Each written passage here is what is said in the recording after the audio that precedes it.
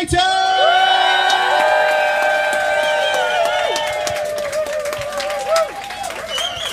Come on.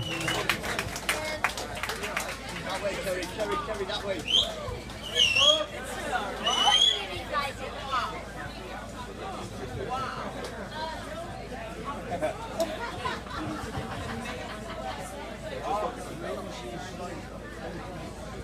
Now we've fucking started.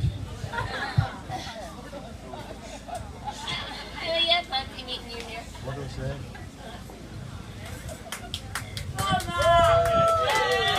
I'm not good at this. Right. I'd just like to give a big shout out to Tabitha and LJ for the decorations, the food. Absolutely fantastic. Aggie cozying up for letting us go there. Shout out to the bridesmaids, absolutely look amazing. Kerry Ann for absolutely looking out of this world.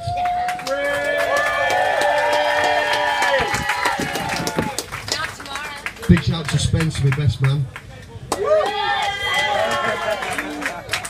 A shout out to my mum, my sister, my niece. Big shout out to Kerry's mum, Eugene, Sarah, everybody, all for making it, all the Irish clan.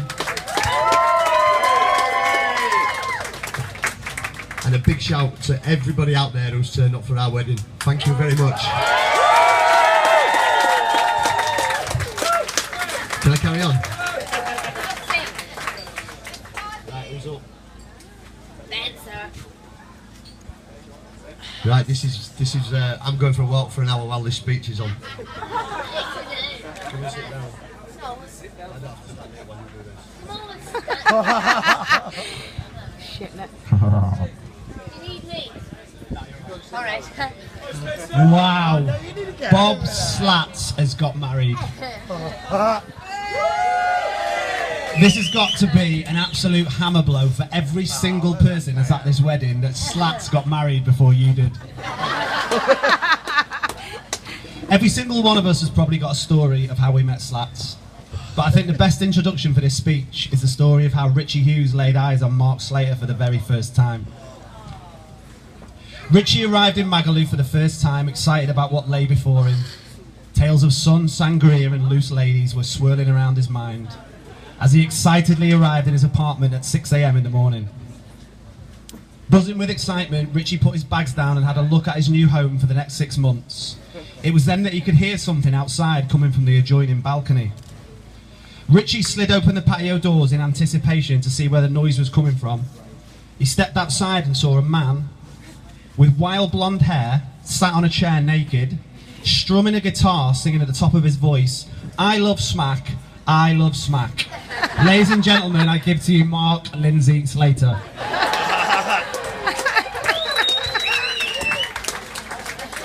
How I first met Slatz in Maga, I have no idea. All of a sudden he was there and I've not been able to shake him off since. So I suppose it's the best place to start, really. Magaluf 2000, 17 years ago is where it all began. Now you have to take into account I came from a small seaside town in Wales and was working at B&Q before I decided to do a summer in Magaluf. I led a pretty boring, normal existence. Fast forward to a month or so later when I would meet Slatz from work at 4 AM, and by 7 AM we would be in some woods somewhere, or Slatz would have found a cave in the middle of nowhere, and we'd be there till the sun came up. Inside 8 weeks I went from advising on wood chip wallpaper to being at the top of a climbing frame at 10 o'clock in the morning, gurning with a load of other idiots, all wearing the same hats, and realising the beach was now full with families who were staring at us. This is Slatz though. There's not a normal bone in his body. And meeting him turned working into Magaluf like spending a summer in Narnia.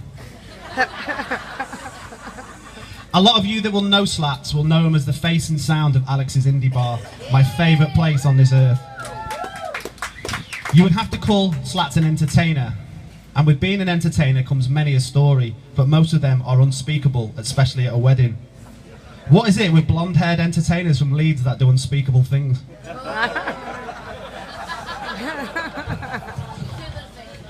Alex's Indie Bar, for those of you who've never been there before, is like a place like no other on planet Earth. A place where nothing is impossible. Just when you think that you've seen it all in your life, you walk in there and see sights that you never believed were humanly possible. It's difficult to know where to start. I've seen people have the greatest night of their lives. I've seen people have the worst night of their lives. I've seen slats make people cry tears of joy. I've seen slats reduce people to quivering wrecks. I've seen Adolf Hitler playing with a midget dressed as a duck. I've seen slats make people's holidays. I've seen slats ruin people's holidays and lives. I've seen people having sex in there. I've seen full-scale riots in there. I've seen 65-year-old men in there dancing and singing like they're 21 again.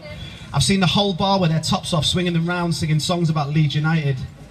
I've seen a girl, true story, with cerebral palsy, in a wheelchair, and a support worker, both drunk and both having sexual encounters in view of the whole bar. I've downed a pint of vodka and Red Bull only to find out Slats has pissed in it, and I've seen Slats pin the glass Slats onto the floor and piss on him. Slats' DJ career is the stuff of legend. Who else would play the hokey cokey in one of the world's biggest clubs, BCM? Who else could get away with falling fast asleep behind the DJ box halfway through his set? Who else could play the same song 3 times on the bounce and not even notice? Who else could drink a bottle of Jägermeister to himself before 1 o'clock in the morning? Who else could get away with doing a DJ set dressed as Osama bin Laden? And who else could get thrown out of a club halfway through his own DJ set? I first moved in with Slats in around 2002. 15 years later, me and Jodie had our second child, who is currently 6-7 weeks old. After recently spending some time with the baby, you cannot help notice the similarities to living with Slats. They never, ever want to go to bed. Both have liquid diets. Both are completely incoherent the majority of the time. Both dribble a lot. And both piss themselves on a regular basis. Living with Slats give you life skills that you wouldn't get living with Bear Grylls. You are constantly sleeping with one eye open, knowing that the moment he gets home, you need to be alert and ready for what's about to take place. That very first year living with Slats on the strip in the noisiest apartment in the whole of Magaluf mentally scarred me and many others for life. If you had not got lucky that night, you would be waiting for Slats to get home, knowing the next few hours were going to descend into utter chaos. It was like living with a Duracell bunny after 15 pints of Red Bull. He terrorised people that summer, and I'll never ever forget when Matt moved into our apartment. He was a very quiet, good-looking lad with a long flowing ponytail and an unblemished face. Slats set about destroying that. One night Matt was fast asleep. Slats shaved off his eyebrow and superglued a cigarette butt in its place. This was before he cut off his ponytail and drew a moustache on him in permanent marker. I'll never ever forget Matt waking up the next morning and charging into the room. "Who's done this? Who's done this?" As if he needed to ask.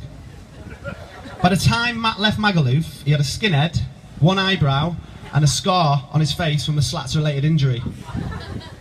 I reckon Slats had at least 20 to 30 eyebrows in his collection.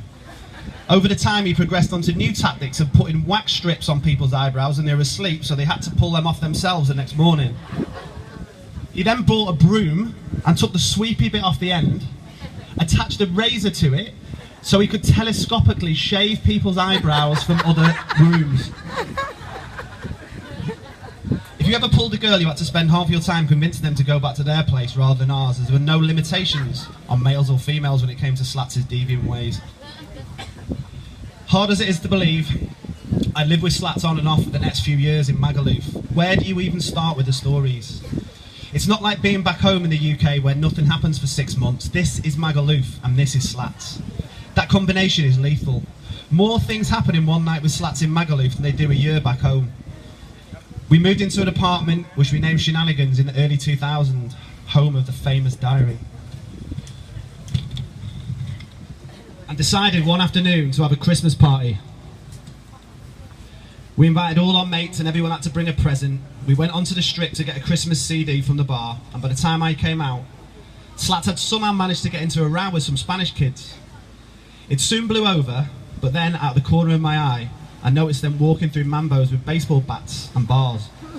We ran into Alex's, grabbed a load of pool cues and ran down to the beach, where Paul from Crusoe's grabbed one of the metal paraffin lamps and came charging up the hill by Alex's.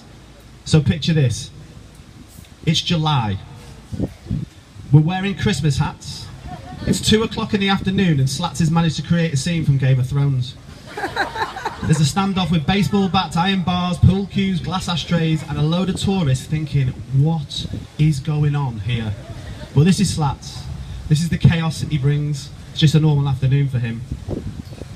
When Slatz finishes work at 4 AM, he doesn't want to go to a bar or a club, he wants to go on an adventure. Go onto Slatz's Facebook page and have a look at his pictures. He must have found every single alleyway, hidden room, secret den, car park roof, all over the world. Where most of us will be having a 5 AM drink at a workers' party somewhere, Slatz will be racing people in a shopping trolley, or would have found a secret lift that takes him to a secret room, in a secret hotel, in a secret resort. If camera phones had existed in early 2000, I dread to think what would be on the internet now.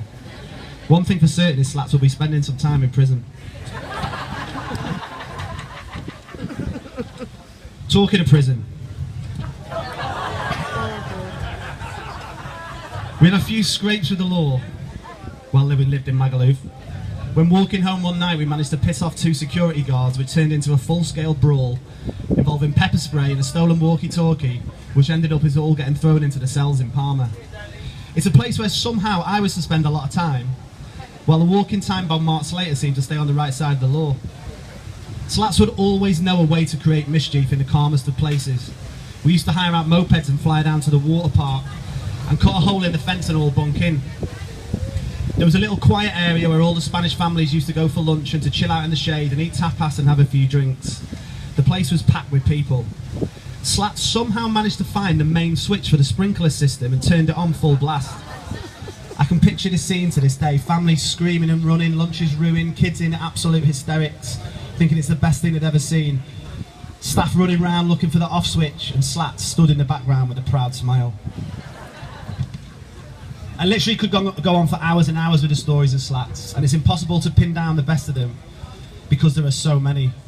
Every single person at this wedding today will have their own tales of Slatz, and I guarantee none of them will be boring. I've known Slatz for nearly 20 years, and I don't think he's ever once uttered the line, "Should we have an early night?" Whenever we did get home at a reasonable hour, we'd sit up for hours talking. The amount of times we sat on the balcony together overlooking the Magaluf skyline chatting absolute nonsense was ridiculous.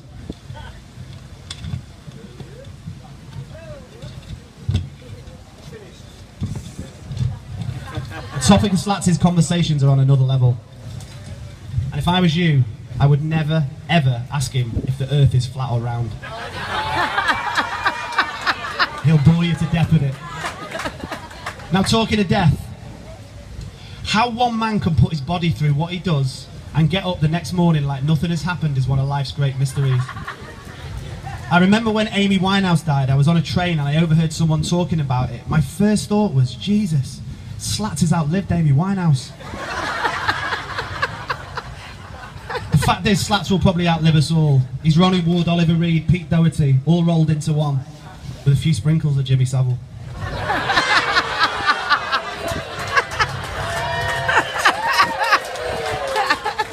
I've had nights with Slatz where I'm rough for 3 days. He gets up the next morning and an hour later he's got a can of Strongbow in his hand. Slatz is basically the equivalent of a tramp with a job and a house and now a wife. Well done, Kerry, you got an absolute catch. As much stick as I give him though, there's another side to Slatz that very few people see. He's got a heart of gold and he's one of the few people I trust with my life.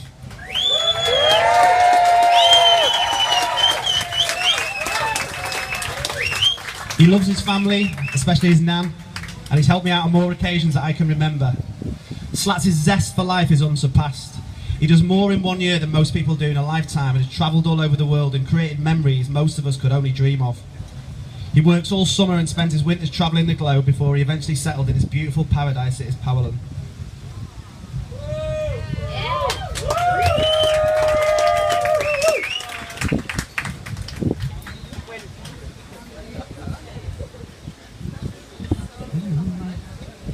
He did spend one winter working in a cloakroom in Austria with his pal Dan Brown.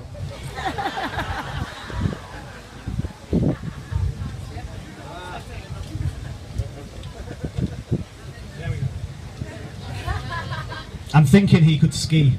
Most of you will never ever have seen Slatz do anything energetic in all your life.